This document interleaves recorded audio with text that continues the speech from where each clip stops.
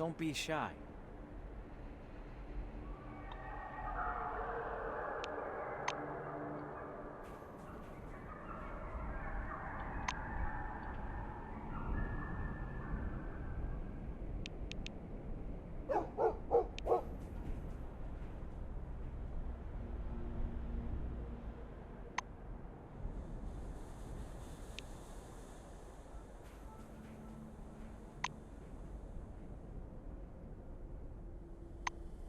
Come on, don't be shy.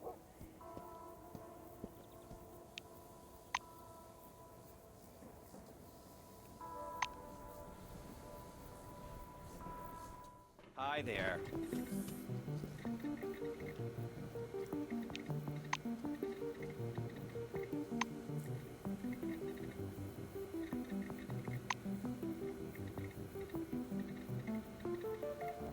Hiya.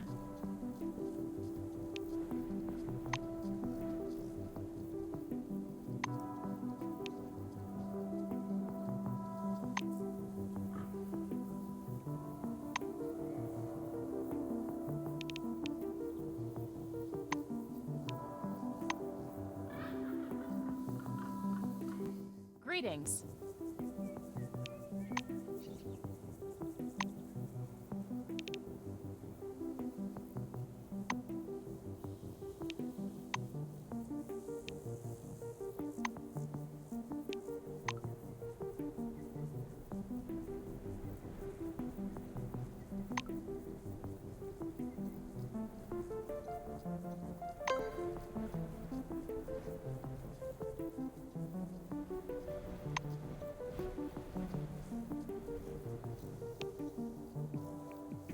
Oh, hello there.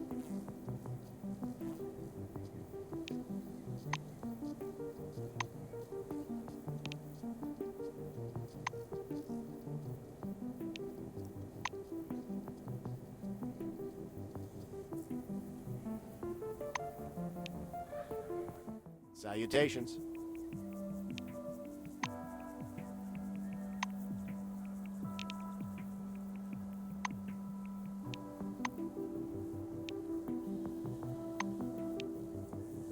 Howdy.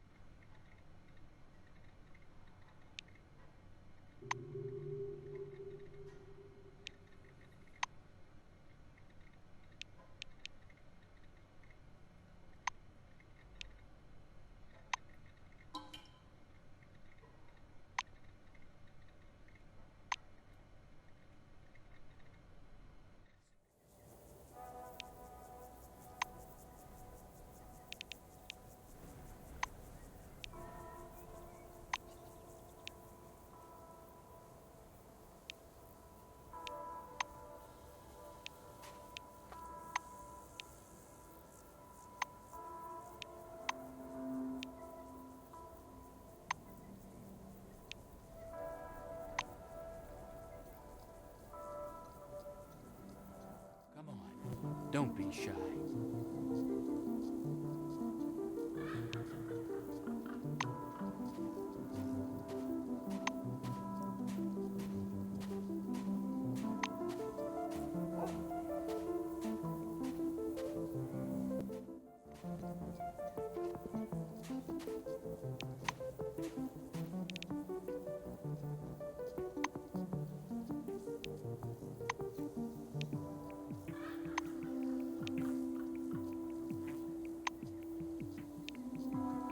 A tall man with sparse gray hair and a pensive expression quickly writes something in the thick notebook he's holding up in front of him. Giving you a quick once-over, he holds out a large but soft hand. Johann Reisner, head of Carmine Heights. Do you and I have business? We are in leadership. A curly-haired blonde in a blue jacket corrects him in a displeased tone. Johann, take a lunch break. What, did I cook for you for nothing? Yes, Olivia, I will definitely have lunch just as soon as I finish. Johann mumbles as he continues to jot something down. He finally sets the notebook down and looks up, as if seeing you for the first time. Can I help you? Johann listens carefully to your request. Ah, so that's it. Yes, I was working on the beacons when I considered Maelstrom to be something akin to a radio wave. As it turned out, this is something larger, but it doesn't contradict my hypothesis. The beacons, in theory, can still be used as you described. I'd be happy to modify them, but... He puts a hand to his temple, wincing slightly. Excuse me, it's a migraine. I wanted to say I'll finalize the beacons if you help free up some of my time. We're having a busy season. I have a lot of urgent matters to attend to. Reisner furtively peeks in his notebook. Johann, who's already immersed in his work again, reluctantly looks up from his notebook. In short, we're having elections soon. Just hang my and Olivia's posters on 3 notice boards around Carmine Heights and we'll be done. Here's the glue. The posters will be ready in just a minute. Reisner runs the rotoscope on the table. The rotor begins spinning and several glossy posters drop into the tray beside it. Johann gives them to you. The blue nods dryly. Of course. What do you want to know? Johann spreads his arms to encompass the room. See for yourself. We don't just do research here. We solve actual problems. We'll either come up with a universal defense against Maelstrom, or make a hole in it. At least one of these things should work. His enthusiasm is undeniable. Johann makes an indefinite gesture. I'm not particularly interested in politics. That's a question for Olivia. But if Zemeckis wants to be in charge, maybe that's his right. This is a democracy with free elections. He shrugs. Looks like he's really out of the loop on this topic. Johann briefly grows animated. Our settlement is a grand workshop for those wanting to break free of the dome. We don't have a lot of money, so our researchers compete with each other for resources and funding. He slowly grows more and more flustered. And it works. We've made some impressive advancements. If the scientific potential of the new committee and those phalanx relics were at our disposal, our work would go much faster. Olivia? Johann reacts with surprise, as if just remembering that he has a wife at all. Oh, Olivia, she's a good woman, but alas, she doesn't find my work especially interesting. She's more concerned about the Atlas harvest and keeping bugs out of the hotel. She thinks our economy is too dependent on trade. Well, she's probably right. He shrugs. Johann rubs his temples. Sure, just don't take too long. I need to get back to work. A woman with white hair and a playful smile stands before you. Hello there. I'm Olivia, and this brooding genius is my husband, Johann. Welcome to our home. She gives your shoulder a light, almost weightless touch. She nods and becomes more serious. Oh, those beacons of yours. You'll have to speak to Johann about that. Well, the answer is quite simple. I create the illusion of a normal life. Someone has to, since everybody else is busy with important things. A gloomy expression flashes across her face for a split second before she laughs tightly. I run Carmine Heights with my husband. I deal with all sorts of economic issues. All the little things that busy people don't have time for. Well, these little things basically make up my life. Olivia falls into a thoughtful silence. Mrs. Reisner winds a lock of hair around her finger while she considers your question. This is a republic, did you know that? The people here fit in nicely. They understand the value of both freedom and maintaining order. But the locals lack unity, though that seems to be a widespread problem. She looks thoughtful. She grows animated. We have an extensive program of reforms. In short, we want to turn Carmine Heights' face to the world, grow more Atlas, attract trade, and start our own caravan service. This will both increase our income and accelerate research. Not only Johann's projects, but also the others, which are no less important. Shipman is working on making the desert soil arable, and Well, I want to solve the infertility problem. This work takes a lot of money. She frowns, thoughtful. Mrs. Reisner purses her lips and nods, dissatisfied. I'm aware. Many of his ideas were stolen from us, and the ones that weren't sound downright alarming. Zemeckis is pushing the idea of a secure life in Carmine Heights, under Feilang's protection. But it's already safe here. We don't need to pay for security with our civil rights and personal freedoms. Johann is finding it hard to drag himself away from his notes. Ah, it's you again. Sorry, I got a lot on my plate. I would certainly chat otherwise. Although, if you're here regarding our common cause, I'm listening. He looks at you expectantly. Johann blinks sleepily, still captivated by his own thoughts. Posters. Oh yeah, posters. Great. Did I tell you about the isosuit? That's my #1 priority right now, and I could use your help. Reisner leafs through the notebook. When he finds the page he's looking for, he shows you a vague diagram. This is special gear based on a servo shell design. A suit that would theoretically preserve the operator's life when passing the dome's perimeter. The blue is noticeably morose. Not successful, to be honest. I have a partly finished prototype based on my drawings, but the group working on it is undergoing a crisis. They can't decide on some of the design features. He cheers up. Go to the lab and talk to Robin Hellworth and Toto Gurgiev. They have 2 hypotheses that each require material for testing. I expect you to help them acquire what they need. He nods, reassuringly. This will be a big help to me.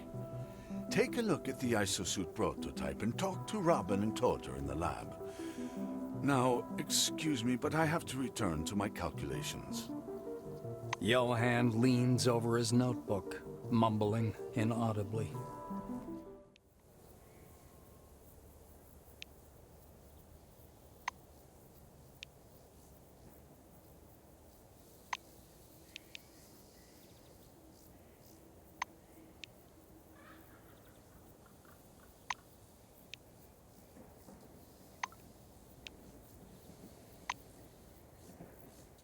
A short man in a military jacket looks at you with keen and curious eyes. Hands behind his back, he takes your measure from head to foot. He offers you a small, plump hand. Hieronymus Zemeckis. My employees call me Papa. I already know who you are. To what do I owe the pleasure? It looks like Zemeckis is taking close note of your every word. The expedition's destination is a mountain range in the center of the dome, right? And the vehicle must be powerful enough to deliver a lot of large equipment, I suppose. Curious. He imitates a spinning wheel with his fingers. If the vehicle you need can only be found in the phalanx, then it must be one of our famous trucks. See? I know already what you need. There is something else I'd like to know, however. One can never have too much information, my friend. I propose a simple and profitable exchange. You give me information, I give you trucks. What do you say? Hieronymus sips at his tea. The information can be characterized as the general situation. The one who possesses it doesn't even find it valuable. But I do. So? Zemeckis sets his cup aside. Wonderful. Mr. Christ, did you hear that? Our friend is ready to help us, himself, and the entire dome. Quite inspiring. He looks you in the eye. My first request is simple. But listen carefully, please. Go to Carmine Heights and survey as many of the locals as you can. I want to know their opinions about me participating in the upcoming elections in the settlement. Don't ask leading questions. Let the people speak their minds. When you are done with the survey, come straight back. I shall humbly await your return. Hieronymus takes a sip from his cup and shuts his eyes, pleased. Good day to you.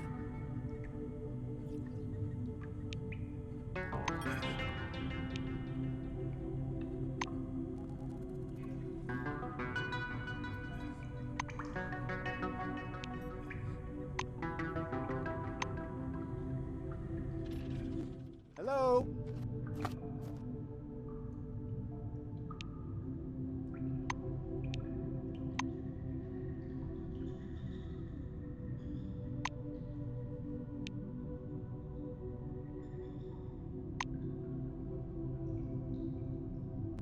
Two furious, unblinking eyes sparkle at you through the mask's slots. Yeah, She lets out a snort. well.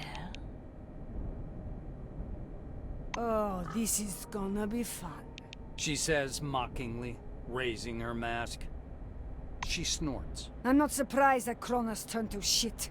It was heading that way for a while. But the fact that it became so shit really scares me. The woman shrugs. They don't rely on anyone. They do everything themselves. They're cool. They scare me. Well, not them, but Zemeckis. She chuckles meaningfully. Fox rolls her eyes. Oh, Carmine Heights. I hate the atmosphere there. It's like one big troubled family.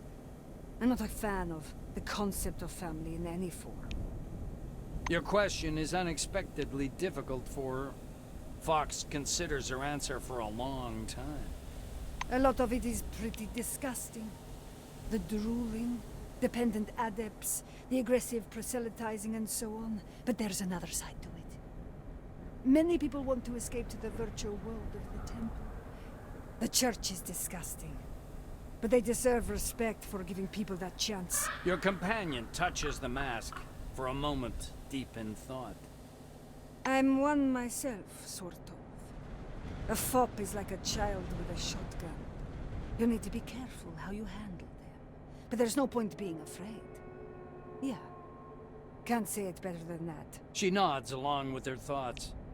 She lets out a snort. Well, She lifts the mask with visible effort. not a great idea. I don't like people. And I don't really get along with them either. But I'll try to be fair. And do my best to say something good about each of them. Go ahead. Ask. Fox awaits your question. Your companion smirks indulgently. A lot of pathos, a lot of punching himself in the chest, and the constant me, me, me. Such aggression towards the bandits.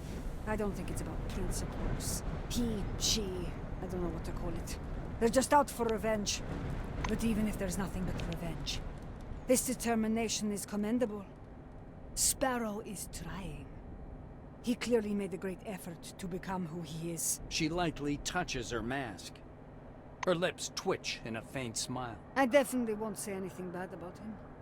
Yes, he's cruel. Yes, his face is something you could use as a mold for a fright mask, but he's so holistic, principled. He's not a bastard at all. She lets out a snort. Well, She shakes her head. I don't like talking about myself. Red eyes look at you directly through the slits. After a moment, Fox lifts the mask to her forehead. It's easier for me. I don't have to answer anyone's tactless questions. Feel what I'm getting at. She scowls at you, however, she does not lower the mask. The girl snorts indignantly. I didn't choose this. It's all Maelstrom. You were going to see it, weren't you? Well, go ahead. You can ask her question. Just buy a mask in advance. Daria Dombrovskaya. Bluing. I came here back in '72. Hands down the worst choice I've made in my life. As for going mad, well, I could pick that option even if I stayed back home. There was no need to travel so far. Fox looks at you eloquently. You catch her unawares. The girl draws back as far as the mask's tie string allows, staring at you in confusion and dismay. We'll discuss it another time, okay? She pulls the mask free of your grip and puts it back to her face in relief. She shakes her head. I don't like talking about myself.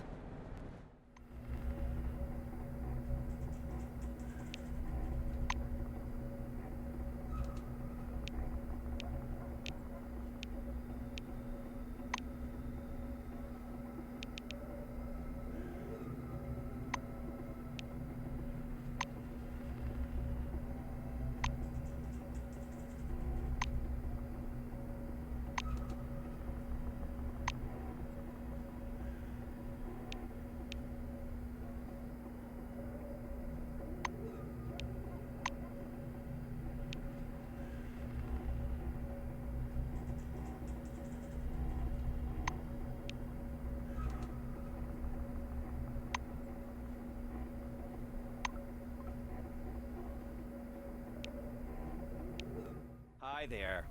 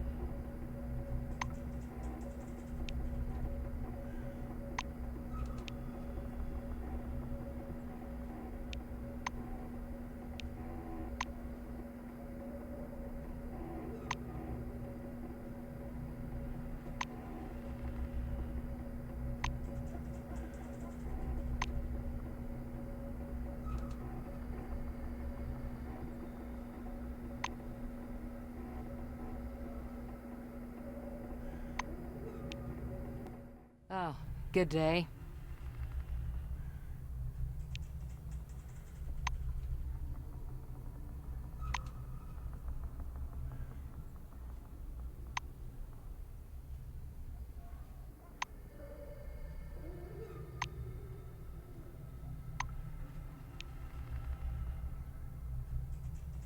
Howdy.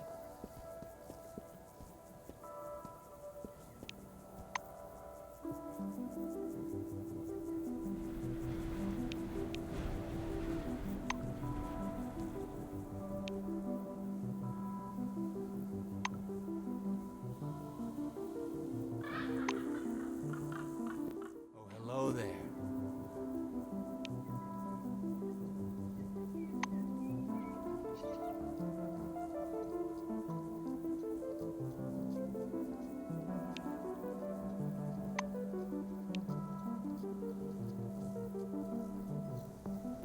Good day to you.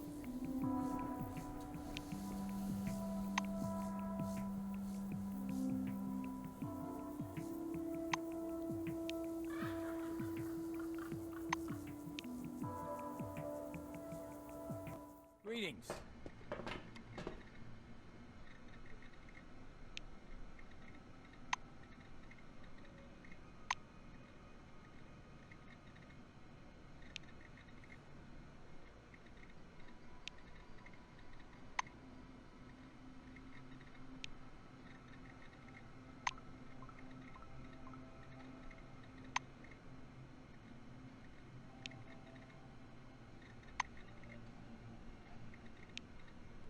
Something clicks in the head of a motionless Yoko. The white plastic of her eyes shines with faint light. You see her dark brown iris and bright pupils standing out. They're almost indistinguishable from the real ones. Social mode. Hello, Senpai. I don't have any changes in my cognitive functions that are caused by the emission of chemical substances into the blood flow. Please, specify the definition of GLAD. Is it contextual? Yoko tilts her head and cutely squints, just like during your first encounter. The robo-girl looks at you with tranquility. In other words, you are speaking of the priority of the social mode and of my basic function. It is certainly so. That means I am glad. She suddenly stops talking and seems to freeze. Then she looks at you. I often think about another function, Senpai. You know, I'm a research robot. The blue light, looking like a faint shimmer of a nightlight, flashes in the eyes of the android. My research program is quite vast. Not all of its functions are possible to discharge in current conditions. She looks at Akira. Sometimes I contradict my senpai's will. I suppose it has to do with the presence of my own will. In this case, this is an analytical construct that defines my functional priorities. Some little fan in her head begins to hum loudly. Her gaze starts to draw circles in the air as if she watches something rotating. By all appearances, Yoko is deep in thought. Senpai, going to Sonora was my idea. Akira was against it. I showed my will. In terms of the realization of my research program. She tilts her head a bit, but she doesn't squint. Her gaze is calm and indifferent. Her emotion modulator seems to glitch. The research mode is resumed, Says Yoko. Her eyes are shimmering blue once again.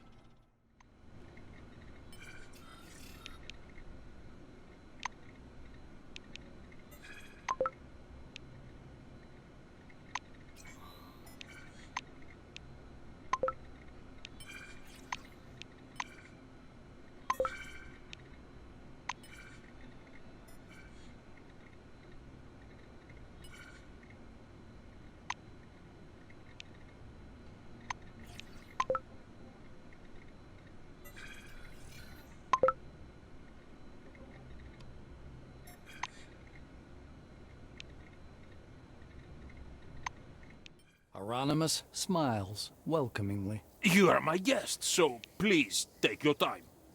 Drink some tea with Mr. Christ and me. Tell us something about yourself. Relax. The survey you prepared would honor any statistician. You spoke to the majority of Carmine Heights dwellers, which means your results are highly reliable. Hieronymus scrupulously reviews every page. Curious. Curious. A certain dynamic compared to the previous results can be seen. Good job indeed. He puts your report aside and approaches you, studying your face, badge, and uniform curiously. The Phalanx leader returns to his place, watching you with a constant sly smirk. Do you like magic tricks? Tricks are interesting phenomena. They're interesting things hidden inside other interesting things. The spectator watches the show, while I watch the way the show is made. In the end, I learn more about the trick than the one who believes the magic behind it. Tell me, why does an illusionist need an assistant? Why does a magician need a clumsy apprentice? I'll tell you why. The assistant makes insignificant things look significant. Showing us an empty hat, he draws everyone's attention away from where the rabbit really is to where it is not. Zemeckis gives you a victorious look. His gaze moves to the golden Christ sitting in the next chair. They say God's son rose up, but nobody asks the question how. They only discuss the fact of it. His disciples took the body off the cross and buried it. Can one actually be certain he was dead? Couldn't he simply have walked out of his tomb on the third day? Zemeckis rolls the cup between his hands and takes a sip. I got carried away. Sorry. The idea is that we often receive much more valuable information alongside a more commonplace fact. But let's return to our business. Hieronymus presses a couple of buttons on the nearest terminal, then extracts a floppy disk from a drive. Now I need the full database of new committee employees. It's kept on one of the Minerva system mainframes. Insert this floppy disk into it. My specialists claim the program will launch on its own and copy the needed files.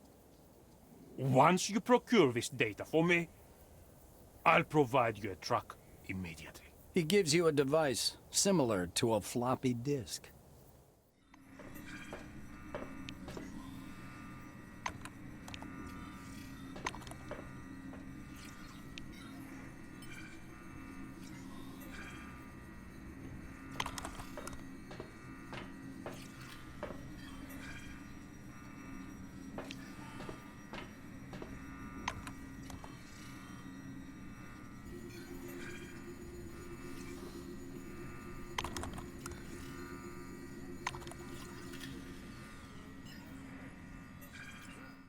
Hieronymus smiles welcomingly. You are my guest, so please take your time.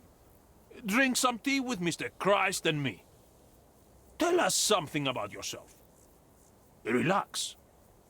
Hieronymus pockets the storage device. Do you remember me telling you that the knowledge we seek out often comes with less obvious but more valuable information? Now I'll add that what's most valuable is how we use it. Good job. Thank you. Now, He claps his hands once. a bargain is a bargain. My trucks are at your service. My respects to Russo, and say hello to Nakamura for me. Zemeckis shakes your hand, studying the sand grains on your clothing. I see you frequent the new committee. I won't blame you if you bind your future with theirs. However, both of us should look farther than the nearest future. Consider it. Weigh everything up. I won't say goodbye. I will say, see you later. Glad to meet you.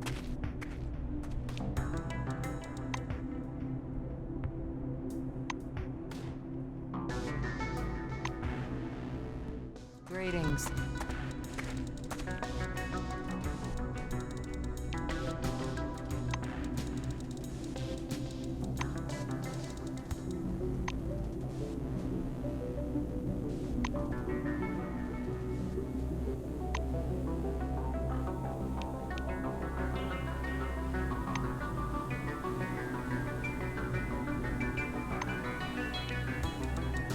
Greetings. Oh, hello there.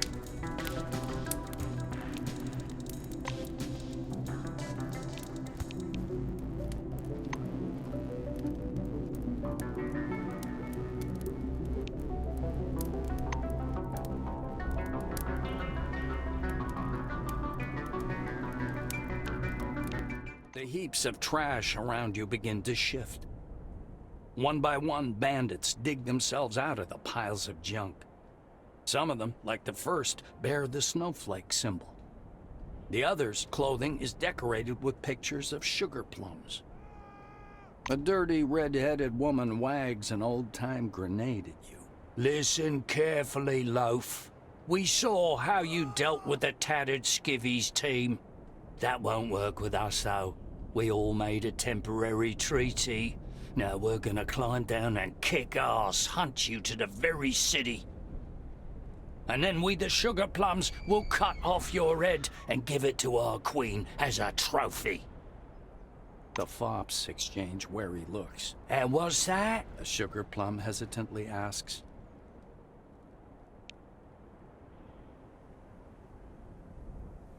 The red-headed woman and the Snowflake's leader exchange meaningful looks. Yes, maybe it won't count, actually. Master is just like that. Just stay here, will ya? We gotta have a chat.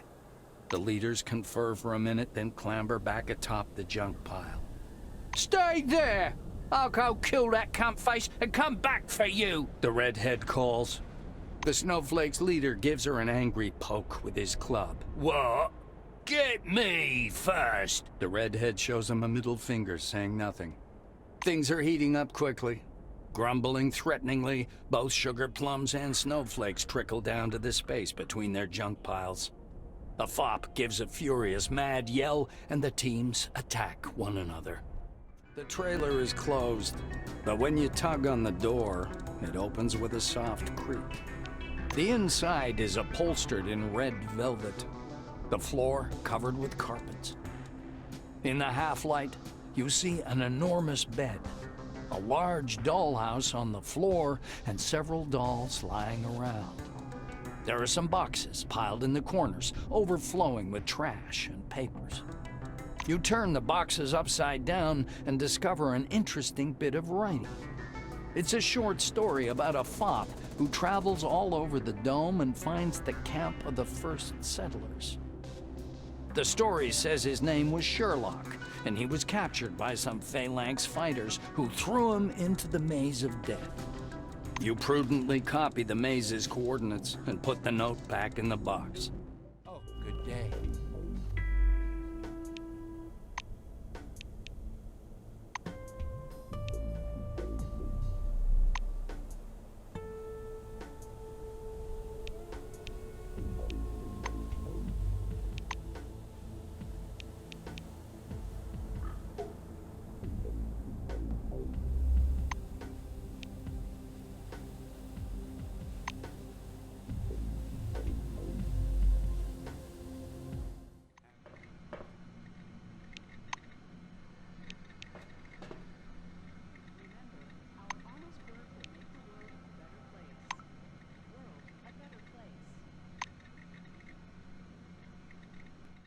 Howdy.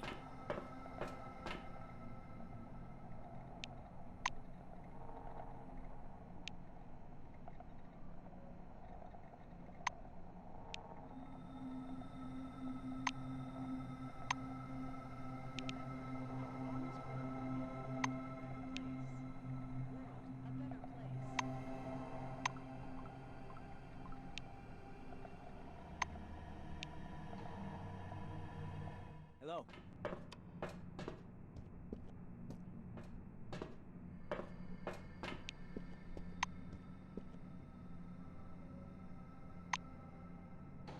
Oh, hello there.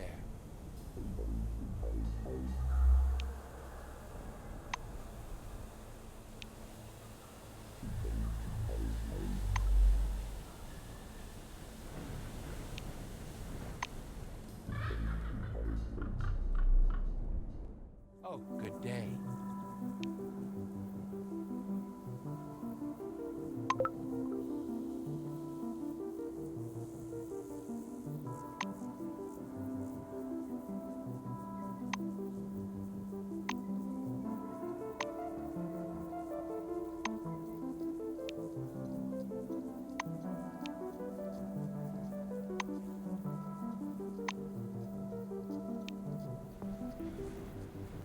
Johann is finding it hard to drag himself away from his notes.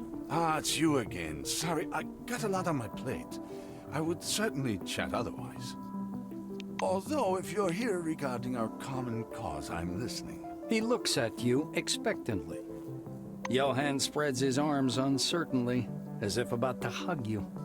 Instead, he sheepishly pats you on the shoulder. Thanks for your help. Carmine Heights has high hopes for this suit. Unfortunately, that wasn't the last problem urgently requiring a solution. It's about the water supply. Carmine Heights gets all its water from the salt marsh. It passes through a distiller at one point, which is a bottleneck on the entire system. It has sufficient power, but people are constantly complaining that the water pressure is too low. It only comes out in a thin stream. He exhales angrily and glances at Olivia.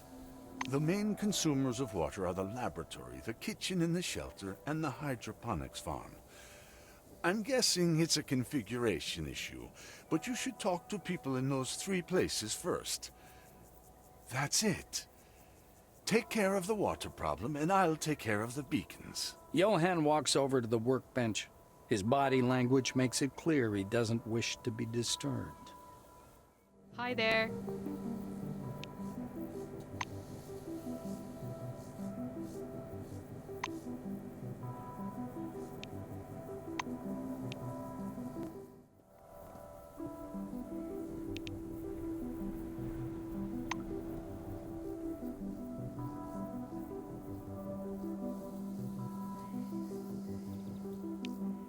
Hello there.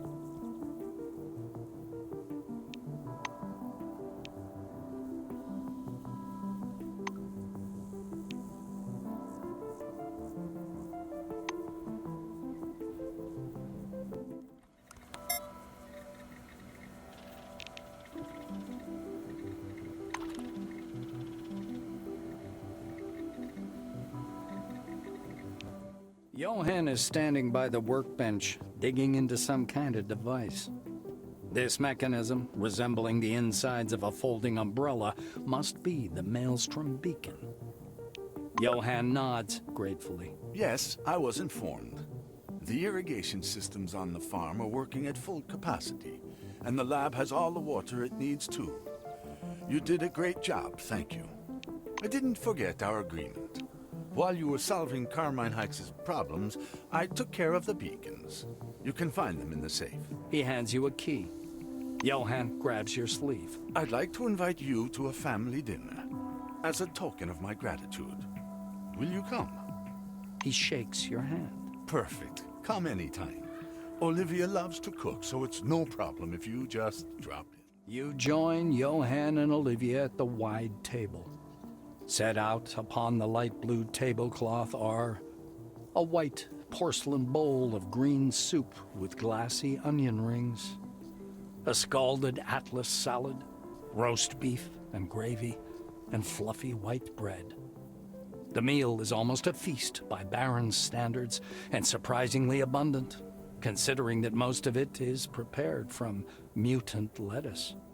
Sitting between you and her husband, Olivia takes Johann's left hand and your right. Let us pray. Repeat after me. God bless this meal. Johann sighs loudly. Oh, pray for what, Olivia? For the dome, or maybe for Maelstrom to disappear? We're doing science here, not some religious shamanism. The blonde laughs softly and elbows Johann. But honey, it's tradition. Of course, we all believe in science here. Okay, no prayer today. Let's eat. Help yourself, please. Olivia murmurs, serving you more salad. You know I cook a lot. I'm good at it too, but Johann barely eats anything. He's always busy with his inventions and science. Well, that's common enough, I guess. More sauce? Johann stops eating for a moment. You know, I have to listen to this every single day. I don't think food should be fetishized, and dinner shouldn't be taken to mean gorging oneself. Dinner is an occasion to come together and talk. How did you spend your family gatherings? Reisner nods absently. Well, you see, Olivia, that's what I was saying. Family dinner is a symbol, a tradition. It has nothing to do with food. He notes in a subdued tone, picking at his salad. Olivia forces a smile. A menacing silence hangs over the table. It's as if you're in the center of a storm that's about to break out. Olivia's fork trembles in her hand. So quaint to bring up the topic of family, and also timely. She says assertively, emphasizing the word family. She flirtatiously primps her hair and looks straight at you. Since we're talking about family, did you ever notice how your mother looked when she was tired? I remember mine. Always thought she was hysterical. It was only when I had my own family that I realized why my mother always looked like a walking corpse. Sometimes on weekends, she would take a book into the garden and just lie there not moving. What was your mother like? Olivia grows thoughtful. Maybe her life was easier than my mother's. Than mine is. I remember my mom's hands. They were so thin, like a witch's. She had a young face and old hands. She always kept them hidden. You know why that is. It's my father. He was slowly sucking life out of her like some vampire, but I never realized it until I myself got married. She casts a meaningful glance at Johann, making him squirm. At least now you're not pretending that we're not talking. Surely our guest's presence has a positive influence on you? Olivia sets her fork aside and gives you a look of contentment. As a child, I naturally didn't notice anything amiss about my parents. And yes, I loved my dad. Now I realize I was unconsciously looking for a companion exactly like him. And I found one. A too similar one, even. Just as serious, just as private, just as unable to listen. So similar, in fact, that Johann noisily pushes his plate aside. I think you're straying from the subject at hand. We were talking about traditions. Olivia grins ruefully. Oh, yes, I was describing our main tradition, which we both borrowed from our parents and brought to our own family. We're the same as them, and our marriage is like this because you, Johann, don't know how to negotiate. You don't know how to listen. You think everything aside from your work is insignificant. If that was only our concern, I'd endure it like I've been doing for many years now. But we have Carmine Heights, and it is about to crumble. Just because we can't agree on some things. God knows I didn't want to bring an outsider into this conversation, but since you are not listening to me, maybe you'll listen to what the employee has to say? She's looking at you, desperate for some support. Johann nods seriously. Yes, of course. We're engaged in completely different tasks, each focused on our own strengths. I conduct and supervise scientific research, while Olivia is busy with politics and the economy. Are things really so bad that the settlement needs to be saved? What I've been trying to say is that we've got a stable and rational system. I was talking about something else. Yet again, he isn't listening. Olivia mutters under her breath. Her eyes are overwhelmed with poorly veiled anguish and despair. She nods severely at you. Thank you for joining us for dinner. Johan and I were both glad to see you.